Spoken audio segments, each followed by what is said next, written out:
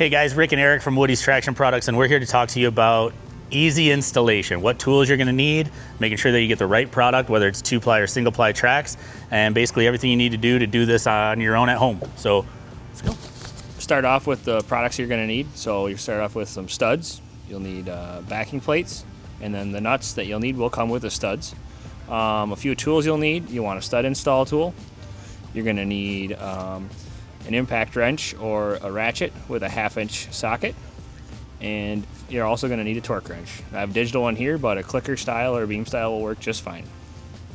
So after you've marked and drilled your track, you want to take a stud and take the stud install tool and combine them together. Makes it a little easier for the install process. Then you want to find the hole is in the track. Insert the stud through the hole. Sometimes it takes a little bit of force to push it up through. Next, you want to take a backing plate, drop it over the stud.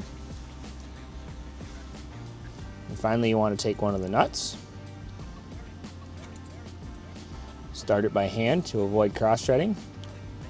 Some of the studs will come with aluminum nuts, and they're very easy to cross-thread.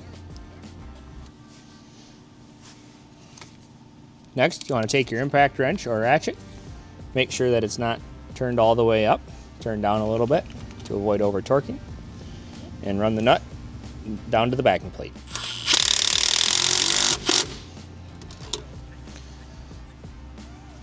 After the nut's been snugged up,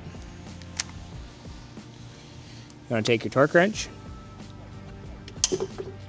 Make sure it's turned on and zeroed out, and make sure it's set to 30 foot-pounds for a single-ply track and 22 foot-pounds for a 2-ply track. This is a single-ply skidoo, so we're going to set it to 30 foot-pounds.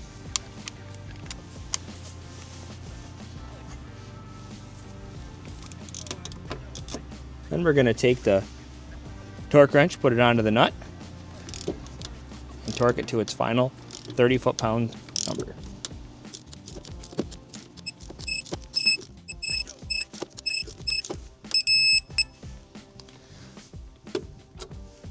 After you finish torquing the stud, the installation is complete. You can move on to the next stud. You've installed your new studs.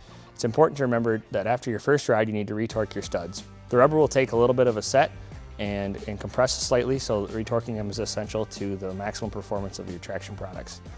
Another commonly overlooked thing is retorquing them at the end of the year or the beginning of the year.